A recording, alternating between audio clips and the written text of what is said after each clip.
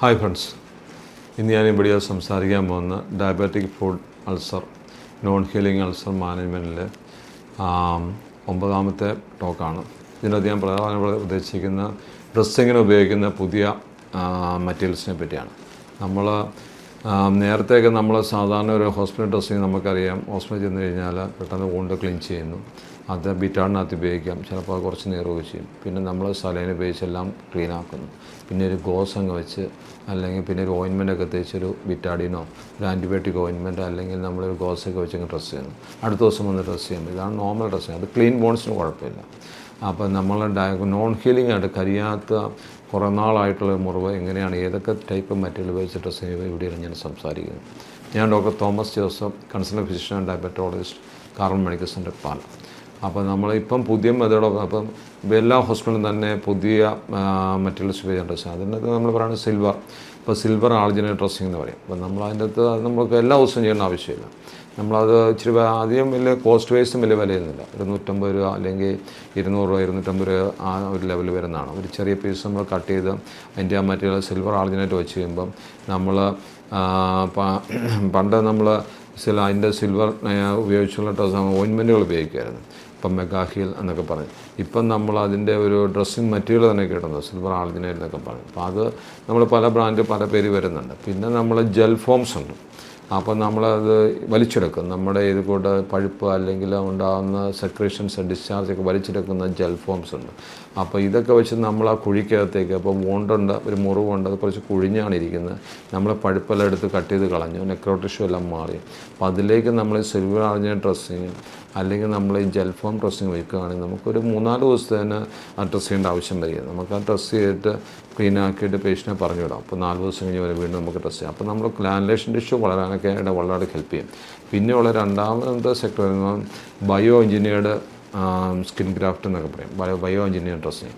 അത് നമുക്കറിയാം, നമ്മൾ ആർട്ടിഫിഷ്യലായിട്ട് ഉണ്ടാക്കുന്നതാണ്. അപ്പോൾ സ്കിന്ന് പോലെ തന്നെയുള്ള സാധനങ്ങൾ കുറച്ച് നല്ല കോസ്റ്റ്ലിയാണ്. അത് ചെറിയ പീസിന് വരെ 10,000, 15,000 രൂപ 20,000 രൂപയൊക്കെ വരും. പക്ഷേ നമ്മൾ കട്ട് ചെയ്ത് വൂണ്ടിൻ്റെ സൈസിനനുസരിച്ച് നമുക്ക് വെക്കാൻ പറ്റും. Bio engineered skin allografts. അതുകൂടാതെ നമുക്ക് അമ്നിയോട്ടിക് അല്ലെങ്കിൽ കൊറിയ അമ്നിയോട്ടിക് ഗ്രാഫ്റ്റ്സ് ഉണ്ട്. അത് നമ്മൾ അലർജി ഇല്ല, പക്ഷേ നമ്മൾ ഒരു സ്കിന്നിനെ മിമിക് ചെയ്യുന്ന സാധനങ്ങളാണ്. നമുക്ക് വൈഡ് ഏരിയ ഓഫ് സ്കിൻ പോയിട്ടുണ്ട്.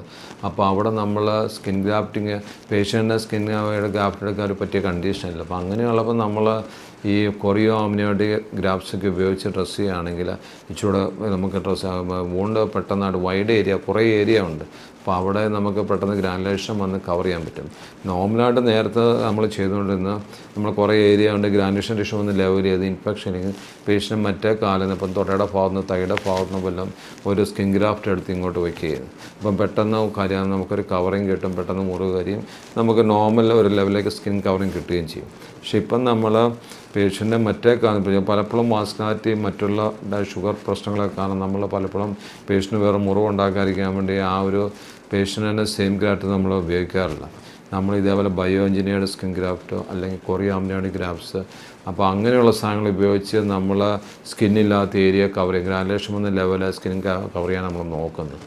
പിന്നെ അതുകൂടാതെ നമ്മൾ വലിയ കുഴുവുണ്ട്, അപ്പം അങ്ങോട്ട് ഡിബ്രേഡ് ചെയ്ത് നമുക്ക് ആൻറ്റിബയോട്ടിക് പെല്ലറ്റ്സ് ആയിട്ട് നമ്മൾ ഗുളിക രൂപത്തിൽ ആൻറ്റിബയോട്ടിക് നമുക്ക് ഫില്ല് ചെയ്യാൻ പറ്റും.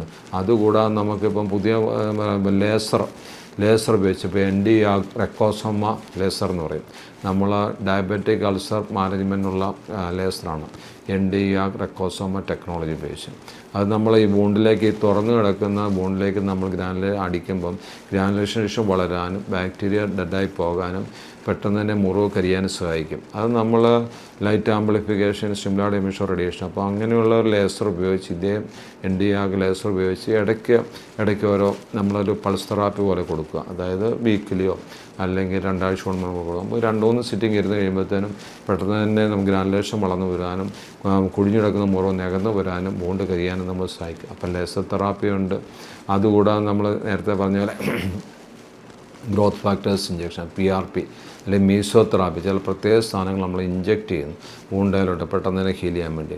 അപ്പോൾ ഡ്രസ്സിങ് ഞാൻ പറഞ്ഞ് സിൽവർ ആൾജിനേറ്റ് ഉണ്ട്, ജെൽ ഫോം ഡ്രസ്സിങ് ഉണ്ട്, അതുകൂടാതെ ബയോ എഞ്ചിനീയർ സ്കിൻ ഗ്രാഫ്റ്റ് ഉണ്ട്, അതുകൂടാതെ കൊറിയോ അമ്നിയോട്ടിക് ഗ്രാഫ്റ്റ്സ് ഉണ്ട്, അതുകൂടാതെ നമുക്ക് ഇപ്പം ലേസർ തെറാപ്പി ഉണ്ട്. അപ്പോൾ ഇങ്ങനെയുള്ള പുതിയ പുതിയ മെത്തേഡ്സ് ഉപയോഗിച്ച് നമുക്ക് ലിംബ് സാൽവേ, അതായത് നമ്മൾ ലിംബ് ആംപുട്ടേഷൻ ഒഴിവാക്കി വലിയ മുറിവൊക്കെ. അപ്പോൾ നമുക്ക് മൾട്ടിപ്പിൾ ഫാക്ടേഴ്സ് നമ്മൾ അഡ്രസ്സ് ചെയ്യുന്നുണ്ട്. ഒന്ന് ഷുഗർ കൺട്രോളുണ്ട്, ബാക്ടീരിയ ഉണ്ട്, വാസ്കുലാരിറ്റി പ്രശ്നമുണ്ട്, ടിഷ്യൂ ഓക്സിജനേഷൻ ഉണ്ട്, അതുകൂടാതെ മോട്ടോർ വീക്ക്നെസ് ഉണ്ട്, നടക്കാൻ പറ്റുന്നില്ല, അതുകൂടാതെ പേഷ്യൻ്റ് ഏജ് റിലേറ്റഡ് അതർ കോമോർബിഡീസ്, ഹാർട്ടിന് പ്രശ്നം, ഹാർട്ട് ഡിസീസ് കാണും, കിഡ്നി ഡിസീസ് കാണും, കാഴ്ചയുടെ പ്രശ്നങ്ങൾ, ഇങ്ങനെ മൾട്ടിപ്പിൾ കോമോർബിഡീസ്, മൾട്ടിപ്പിൾ പ്രശ്നങ്ങൾ നമ്മൾ ഈ കൊടുത്ത് അഡ്രസ്സ് ചെയ്യുന്നുണ്ട്. അപ്പോൾ ഇങ്ങനെ പേഷ്യൻ്റ് ചിലപ്പോൾ ആൻജിയോപ്ലാസ്റ്റി ഉണ്ടാകും, ആൻറ്റിപ്ലേറ്റ്സ് എക്കോസ്പ്രിൻ കഴിക്കുന്നുണ്ടാവും.